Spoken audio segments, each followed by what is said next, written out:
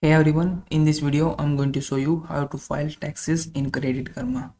So this is very easy to do, just follow this step-by-step guide and you will be able to do that.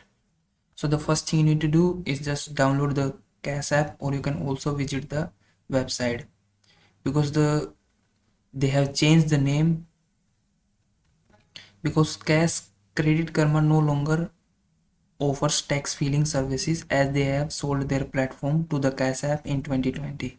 So you can file your taxes for free using Cash App Taxes. This was formerly known as Credit Karma Tax. So just download the Cash App or visit their website.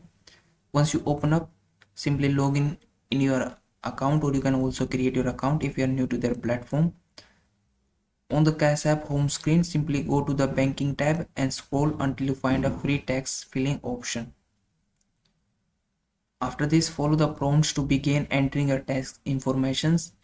Cash App Taxes will guide you through the adding your income, deduction and the credits. After entering all of your tax information, review your tax return for agency, and Cash App Taxes include error checking to help catching any mistakes.